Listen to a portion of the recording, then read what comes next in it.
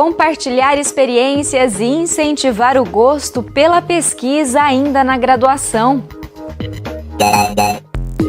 As faculdades de Ciências e de Engenharia em Bauru realizam mais uma edição da etapa regional do Congresso de Iniciação Científica da Unesp.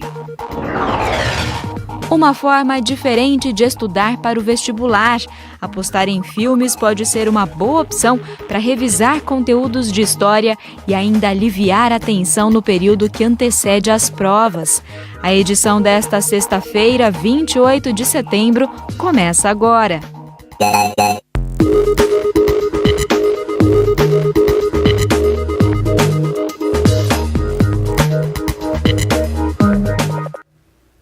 Boa noite. As faculdades de Ciências e de Engenharia da Unesp em Bauru realizaram nesta semana a primeira fase do Congresso de Iniciação Científica, uma oportunidade para os alunos apresentarem os resultados dos estudos desenvolvidos neste ano e um incentivo também para a formação de novos pesquisadores. Diversidade de temas, metodologias de pesquisa e impacto na sociedade. No Congresso de Iniciação Científica é assim. Jovens pesquisadores mostram aos avaliadores o resultado do estudo desenvolvido nos últimos meses. O Eduardo, por exemplo, é um apaixonado por educação física e crossfit.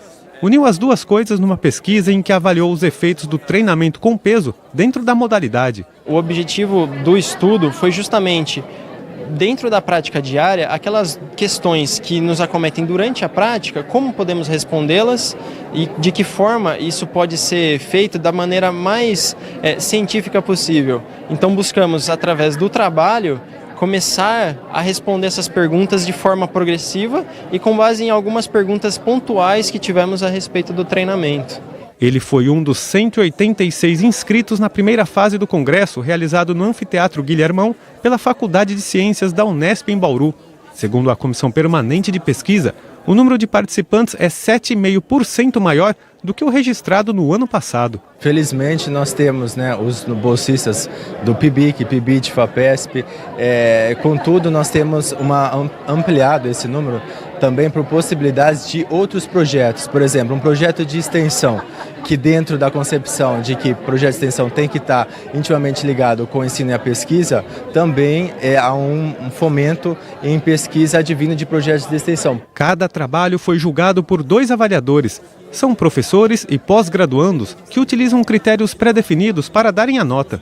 Uma experiência que agrega ao currículo. Eu vejo principalmente 2 grandes qualidades de participar como avaliadora aqui do SIC.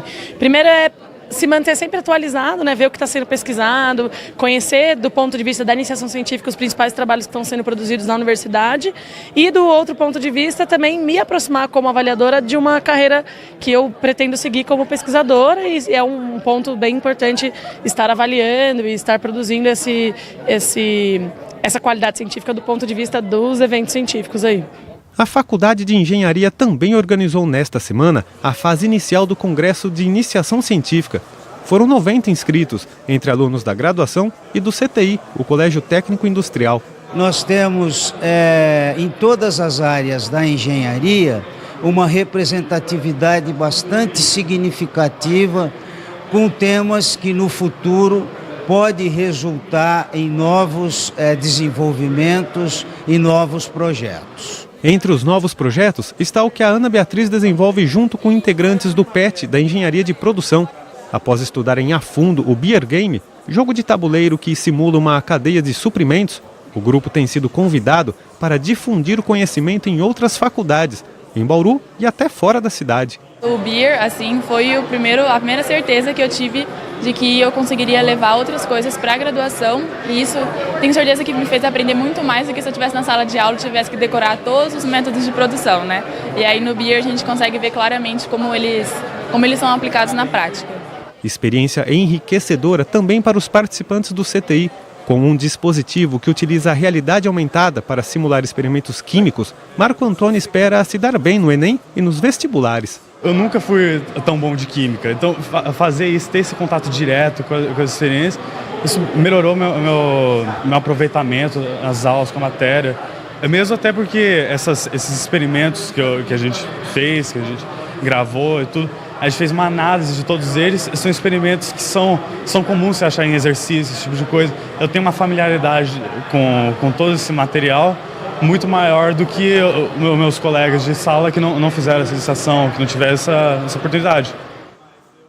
As 13 pesquisas mais bem avaliadas da Faculdade de Ciências e as 6 primeiras colocadas da Faculdade de Engenharia se classificaram para a fase geral do Congresso. O evento vai ser realizado no mês de novembro em São Paulo. Para conferir os projetos escolhidos, é só acessar o site das duas faculdades. E entre os dias 9 e 11 de outubro, o Colégio Técnico Industrial da Unesp em Bauru abre as portas para a comunidade. Ela vai conhecer os cursos e a estrutura da unidade. Escolas interessadas em levar os alunos para a visita já podem fazer o agendamento. Em mais um ano, o CTI da Unesp em Bauru abre as portas para a comunidade na Semana do Colégio. Neste ano, o evento chega à 26ª edição. Os detalhes a gente confere agora com o professor Marcelo Pelissari. Professor, o que o público pode conferir durante a semana? Bom, durante a semana o público pode conferir os projetos que são desenvolvidos durante todo o ano letivo por nossos alunos. Projetos nas áreas de eletrônica, mecânica e informática e também do ensino médio. As escolas interessadas em participar, em trazer os seus alunos, devem fazer um agendamento? Sim, exato. Esse agendamento é feito na secretaria. E a função do agendamento é para a gente ter um controle da quantidade de alunos que nos prestigiam nesse momento. Além dos alunos, o evento é aberto ao público, à comunidade em geral? Exato. Além dos alunos, a comunidade também fica o convite para a comunidade para nos prestigiar durante esse importante evento para o colégio. E quais são esses horários de visitação, então? Bom, no dia 9/10, das 19 às 22, no dia 10/10, das 8 da manhã ao meio-dia, e depois à noite, das 19 às 22. E no dia 11, o último dia do evento, das 8 ao meio-dia. Tá certo, professor. Muito obrigado pelas suas informações. Só lembrando, então, que a abertura oficial do evento está marcada para o dia 9 de outubro, a partir das 7 da noite. Otávio Frabetti, para o Unesp Notícias.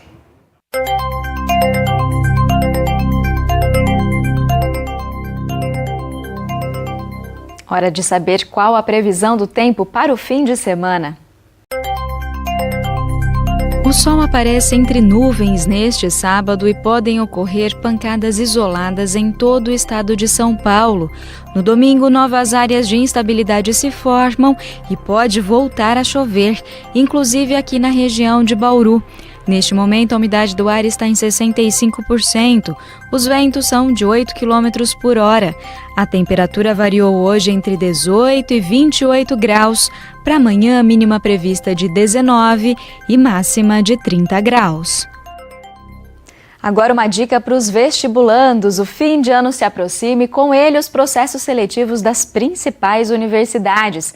Para quem busca alternativas de estudo, os filmes podem ser uma boa opção. Um momento para relaxar e, de quebra, revisar fatos e períodos históricos.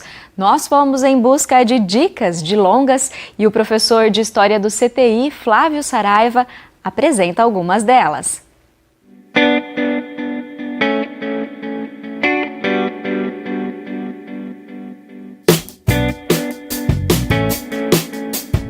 Os filmes, assim como vários recursos audiovisuais, estão inclusive presentes nos parâmetros curriculares nacionais, né, e fazem parte de grande parte do currículo hoje. Os materiais didáticos exploram muito isso, né, então eles são interessantes, desde que alguns cuidados sejam observados, né.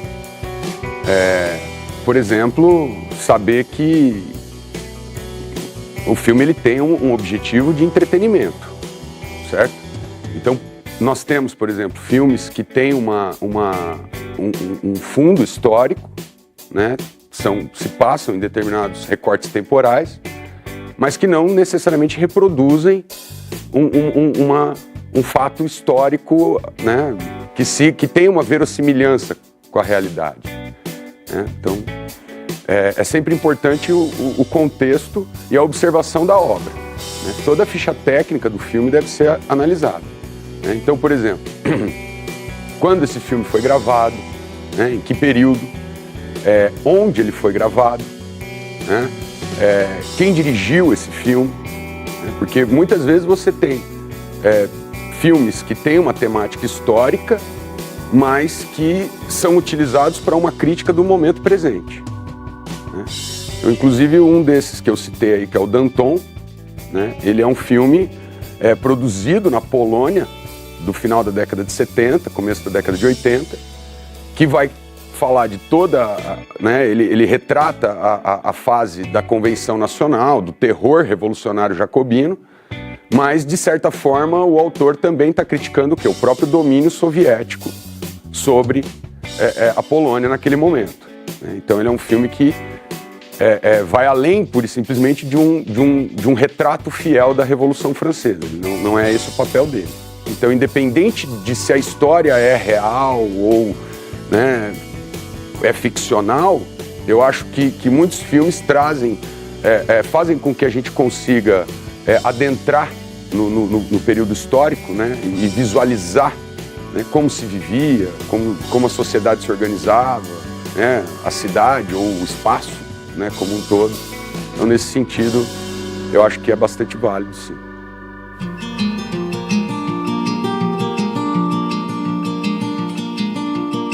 Um filme, por exemplo, que é bastante citado, eventualmente, é o filme O Gladiador. Ele não retrata um período histórico, ele não é fidedigno, né? Então, assim, os personagens ali ou não existiram ou estão fora de época, mas você poder, né, com toda aquela superprodução, visualizar a cidade de Roma no seu auge, né, é algo, por exemplo, que é muito válido, tendo sempre esse cuidado, né, de observar o contexto. Muitas vezes eles vão ter, né, eles vão recriar cenários, recriar ambientações, mas não necessariamente vão apresentar personagens que existiram, ou até podem apresentar esses personagens, mas, né, inseri-los em tramas fictícias.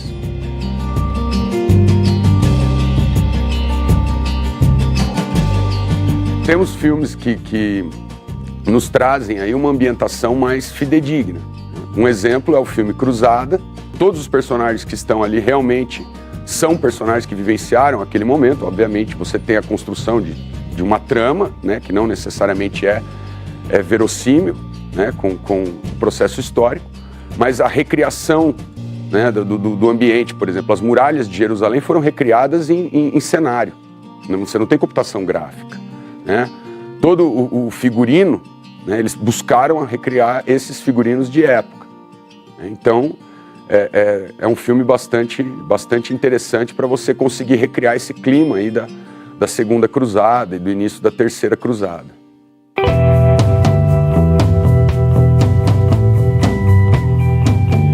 Eu acredito que esse ano nós tenhamos aí um foco em 68, né? Os eventos, o ano que não terminou, né?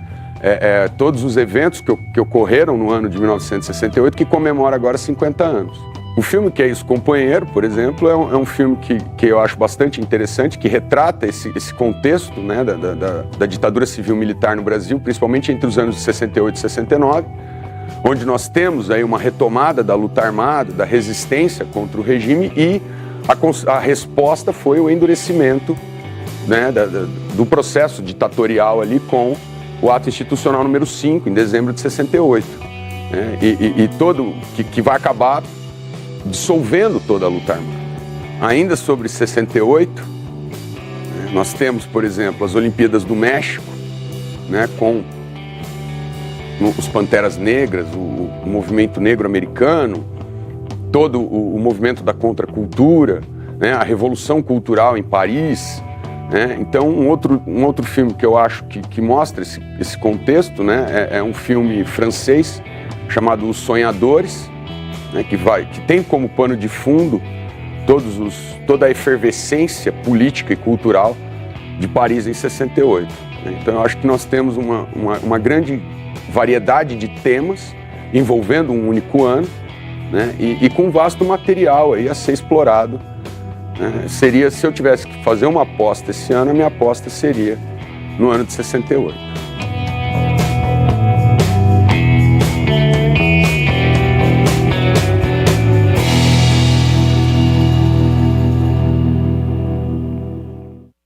Por Por hoje é só. Continue acompanhando a nossa programação também pelo nosso canal no YouTube. E se tiver alguma sugestão, encaminhe pra gente pelo WhatsApp. É o 14 99836 1190. Um bom fim de semana e eu te espero aqui na segunda. Tchau!